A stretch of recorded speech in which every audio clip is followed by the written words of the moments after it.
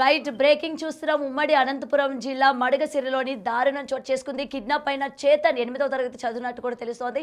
అయితే అతన్ని కిడ్నాప్ చేసిన తర్వాత అత్యంత కిరాతకంగా హత్య చేసినట్టు కూడా తెలుస్తోంది. అయితే ఇక్కడ ట్విస్ట్ ఏంటంటే హత్య చేసింది స్వయాన తన మేనమామ అన్న విషయం కూడా ఇక్కడ మనకి క్లియర్గా కనిపిస్తోంది.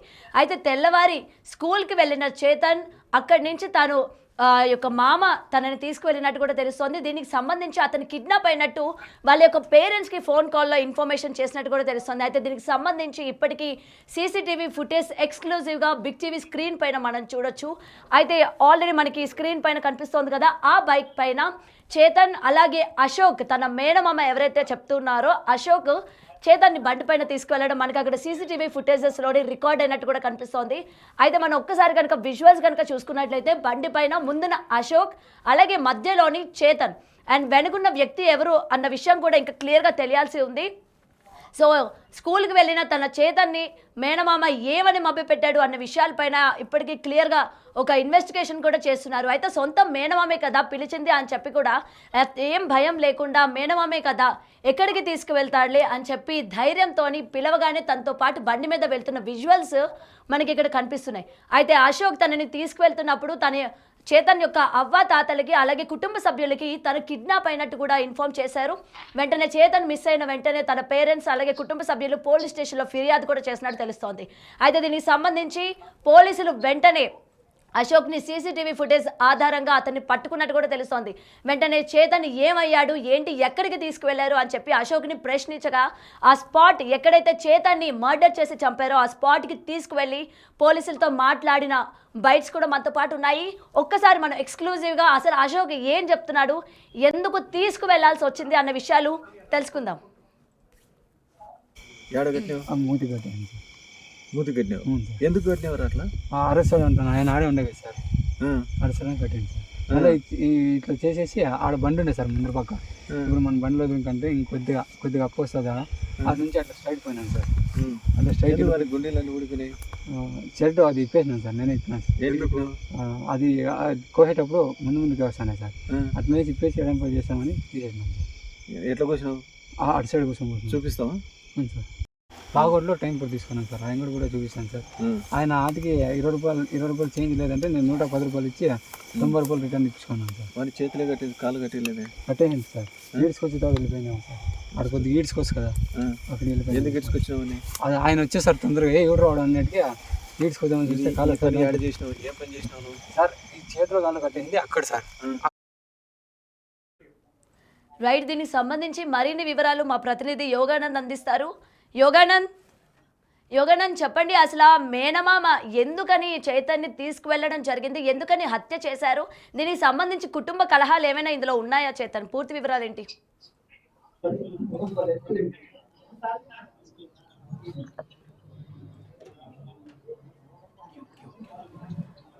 రైట్ చేతన్,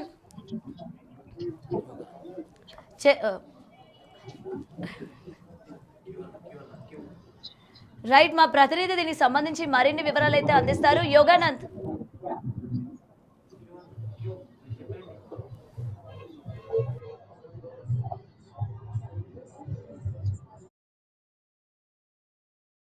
అయితే అత్యంత కిరాతకంగా మేనమామ చేతన్ని హత్య చేసి చంపినట్టు కూడా తెలుస్తోంది. నోట్లోని గుడ్డలు కుక్కి కాళ్ళు చేతులు కట్టేసి రంపాన్ని యూజ్ చేసి తన పీక కోసి. సత్యసాయి జిల్లా మడగసిరలో దారుణం చోటు చేసుకుంది. నిన్న సాయంత్రం కిడ్నాప్ అయిన ఒక విద్యార్థి ఎవరైతే చేతన్ ఉన్నాడో ఇవాళ అతను విగత జీవిగా కనిపించాడు. దాదాపు 24 గంటల గడవక ముందే పోలీసులు అతని మృతదేహాన్ని కర్ణాటక రాష్ట్రం పావగడ జిల్లాలోని ఒక అటవీ ప్రాంతంలో, ఇది మడగసిరకు సరిహద్దు ప్రాంతంగా ఉంటుంది, ఈ అటవీ ప్రాంతంలో కూడా కనుగొన్నారు. అయితే ఈ హంతకులు ఎవరు అని పూర్తిగా ఆరా తీస్తే పోలీసులకు షాకింగ్ విషయాలు కూడా వెలుగులోకి వచ్చాయి. హత్య చేసింది సొంత మామే అని కూడా పోలీసులు నిర్ధారించుకున్నట్టు తెలుస్తోంది.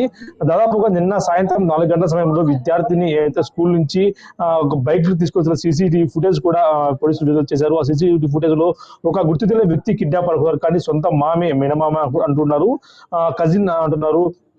ఇతనే అయితే అశోక్ అనే వ్యక్తి కిడ్నాప్ చేసిన కూడా తెలుస్తుంది. కిడ్నాప్ చేసి అయితే ఫ్యామిలీ డిస్ప్యూట్స్, కొన్ని ఆస్తు తగాదాలు ఉండటం వల్ల ఈ విద్యార్థిని అత్యంత దారుణంగా గొంతు కోసి చేతులు కాళ్ళు కట్టేసి రంపపు బ్లేడ్ తో గొంతు కోసి అక్కడికక్కడే తెల్లవారుజామున చెప్పినట్టు కూడా తెలుస్తుంది.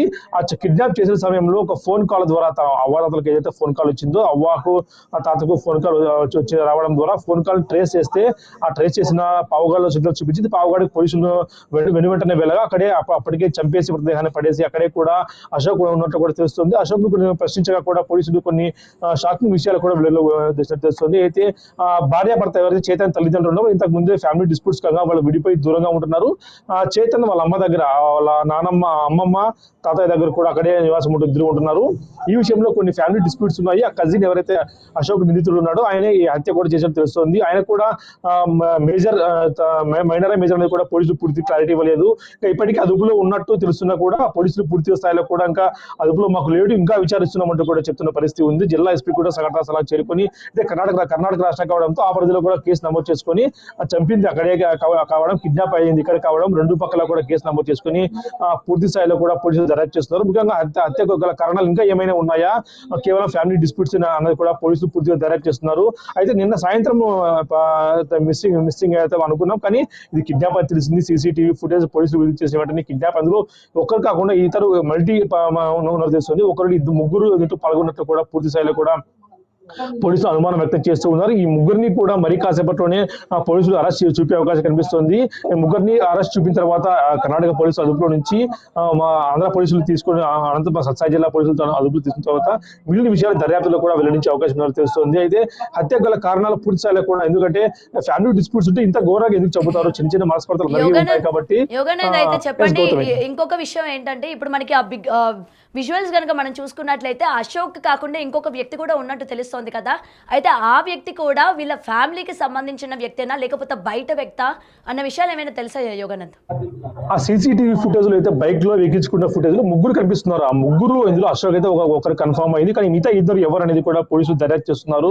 కానీ ఈ జిల్లా ఎస్పీ మాత్రం పూర్తి క్లారిటీ ఇవ్వడం, ఎందుకంటే ఒకసారి నిందితులు పట్టుకున్న తర్వాత పోలీసులు ఎంక్వైరీ దర్యాప్తు చేసిన తర్వాత వివరాలు బయటకు వెల్లడిస్తే బాగుంటుందనే ఉద్దేశంతో ఎస్పీ పూర్తిస్థాయిలో కూడా వివరాలు బయటకు వెల్లడించలేదు.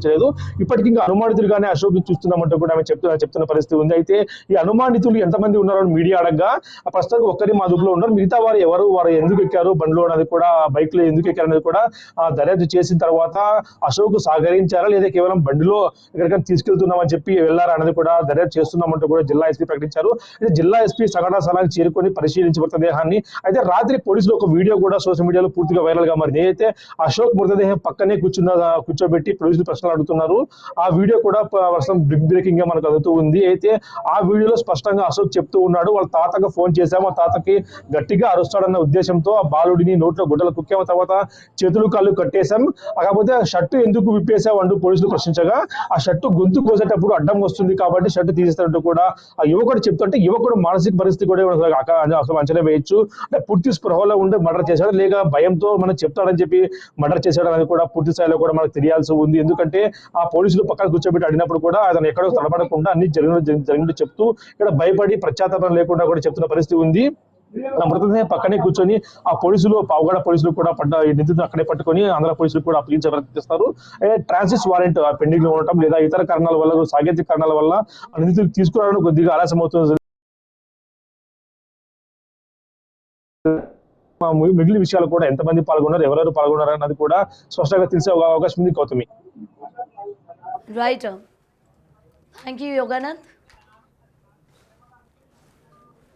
రైట్, దీనికి సంబంధించి పోలీసులు ఏ విధమైన ఇన్వెస్టిగేషన్ చేశారు, పోలీసుల విచారణలోని ఎటువంటి నిజాలు తెలిసాయి అన్న మాటలు కూడా తెలుసుకునే ప్రయత్నం చేద్దాం. మనముడు 13 సంవత్సరాల పిల్లవాడు ఆముదాలగొంది జడ్పీ స్కూల్లో 8th క్లాస్ చదువుతున్నాడని, అక్కడ స్కూల్ నుండి ఎవరు ఆ పిల్లవాడిని తీసుకెళ్ళిపోయారని చెప్పి స్కూల్ యాజమాన్యం చెప్పారు అని చెప్పి కంప్లైంట్ ఇవ్వడం జరిగింది 5 o'clock నిన్న ఈవినింగ్. కంప్లైంట్ ఆధారంగా వెంటనే డిఎస్పీ పెనుగొండ వెంకటేశ్వర్లు, ఆయన ఇద్దరు inspector, Madakeshwara urban rural inspectors ఆధ్వర్యంలో టీమ్స్ను ఫామ్ చేసి సర్చ్ మొదలుపెట్టడం జరిగింది. దీనిలో భాగంగా తాతకి ఎవరైతే ఫోన్ చేసి మీ అబ్బాయి ఎక్కడున్నాడో చూసుకోమని చెప్పి మాట్లాడడం జరిగింది, ఆ సిగ్నల్ ఆధారంగా, టెక్నికల్ ఎవిడెన్స్ ఆధారంతో సర్చ్ ఆపరేషన్లో నైట్ బాడీని ట్రేస్ చేయడం జరిగింది. పిల్లవాడికి థ్రోట్ కట్ చేసి చనిపోయినట్టు మనకి పావగడ బార్డర్, ఇది మన స్టేట్ లిమిట్స్ కాదు, పావగడ పోలీస్ స్టేషన్ లిమిట్స్లో బాడీ ట్రేస్ చేయడం జరిగింది. ఫ్యామిలీ డిస్ప్యూట్స్ ఆధారంగా వాళ్ళ ఫ్యామిలీలో ఉన్నటువంటి కజిన్ బ్రదర్, మదర్కి కజిన్ బ్రదర్ అయిన అశోక్ అనే వ్యక్తి పైన అనుమానం ఉంది. అట్లాగే త్వరలో అతన్ని అరెస్ట్ చేయడానికి మేము టీమ్స్ ఫామ్ చేసాము. తల్లిదండ్రులు ఇద్దరు కూడా 12 సంవత్సరాల క్రితం విడిపోవడం జరిగింది. తల్లి కొడుకుని తన అమ్మ నాన్నతో పెట్టుకొని ఆ ఊర్లో ఉంటూ ఉంది. సో ఫ్యామిలీ డిస్ప్యూట్స్ ఉన్నాయి వీళ్ళకి. అలాగే ప్రాపర్టీ కూడా వాళ్ళకి పంపకాలు అనేవి ఉన్నాయి.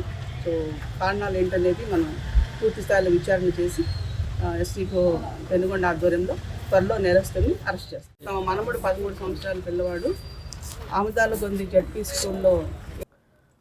రైట్. అయితే దీనికి సంబంధించి ఇప్పటికే ఒక్కసారి కనుక మనం ఆ విజువల్స్లో కానీ లేకపోతే అశోక్ మాటల్లో కనుక వినిన తర్వాత ఒక్కసారి మనం చూసుకుంటే ఫ్యామిలీ డిస్ప్యూట్స్ ఉన్నప్పటికీ పిల్లలు ఇక్కడ బలి అయిపోతున్నట్టు క్లియర్గా కనిపిస్తుంది అనమాట. ఏది ఏమైనా అటు అశోక్ యొక్క మానసిక పరిస్థితి ఏ విధంగా ఉంది, అసలు దేనికని చేతన్ని హత్య చేయాల్సి వచ్చింది, మరి ఇంత కిరాతకంగా నమ్మించి మోసం చేసి కుటుంబంలోనే తిరుగుతూ కుటుంబంలోనే మన వాళ్ళు అని చెప్పి ఆ ముసుగులోని చేస్తున్న ఇలాంటి దారుణాలని ఏ విధంగా తీసుకోవాలి? రేపు పొద్దున్న ఇలాంటి పరిస్థితులు చూసిన తర్వాత కూడా ఫ్యామిలీలోని అరే మనం ఎవరిని నమ్మాలి, ఎవరిని నమ్మి పిల్లల్ని వాళ్ళతో పంపించాలి అని చాలా భయాందోళనమైన వాతావరణం నెలకొంటుంది అన్న విషయాలైతే ఇక్కడ మనకి క్లియర్గా కనిపిస్తూ ఉన్నాయి. పాపం ఇవాళ చేతన్ కూడా అలాగే సొంత మామనే కదా, మేనమామనే కదా, ఏం చేస్తాడు, ఎక్కడికి తీసుకుపోతాడు, లేకపోతే ఏదైనా బయటకు తీసుకెళ్తున్నాడా ఏంటి అని చెప్పి చాలా ఉత్సాహంగా తన వెనుక వెళ్ళినట్టు కూడా తెలుస్తుంది. ఎందుకంటే ఎంత నమ్మకపోతే ఇంట్లో తల్లిదండ్రులకి చెప్పకుండా తనతో పాటు వెళ్ళాడు అన్న విషయాలు ఇక్కడ మనకి క్లియర్గా కనిపిస్తున్నాయి. సో ఇతను తీసుకువెళ్ళాడు, మరి తనతో పాటు ఉన్న వ్యక్తి ఎవరు? ఎందుకంటే మనకి ఆల్రెడీ విజువల్స్లో కనుక చూసుకున్నట్లయితే బండి పైన అశోక్, చేతన్ అలాగే ఇంకొక థర్డ్ పర్సన్ కూడా ఉన్నట్టు మనకి అక్కడ క్లియర్గా కనిపిస్తోంది. మరి ఆ థర్డ్ పర్సన్ కూడా వీళ్ళ ఫ్యామిలీ మెంబరా లేకపోతే అశోక్ యొక్క బయట ఫ్రెండ్నా ఏంటి అన్న విషయాలు కూడా ఇంకా క్లియర్గా పోలీసులు అయితే దీని వెనక దర్యాప్తు చేస్తున్నట్టు తెలుస్తోంది. ప్రజెంట్ నిజంగా ఆ పేరెంట్స్కి ఇది కడుపు కోతే అని చెప్పుకోవాలి. ఇవాళ పొద్దున్న స్కూల్కి వెళ్ళిన బిడ్డ ఈ రాత్రి అయ్యేసరికి ఈ విధంగా ఇంటికి తిరిగి వచ్చాడే, ఇలాంటి వార్త వినాల్సి వచ్చింది అని చెప్పి కూడా ఇవాళ తల్లిదండ్రుల యొక్క బాధ నిజంగా వర్ణనాతీతం అని కూడా ఇక్కడ మనకి క్లియర్గా చెప్పుకోవచ్చు. సో నిజంగా అశోక్ యొక్క మానసిక పరిస్థితి ఏ విధంగా ఉంది, అసలు ఎందుకని అతన్ని చంపాల్సి వచ్చింది చేతన్ని, కుటుంబ కలహాల, ఆస్తి వివాదాల, లేకపోతే ఇంకేమైనా కారణాలు ఉన్నాయా అన్న విషయాలపైన కూడా ఇవాళ పోలీసులు దర్యాప్తు చేస్తున్నట్టు తెలుస్తోంది.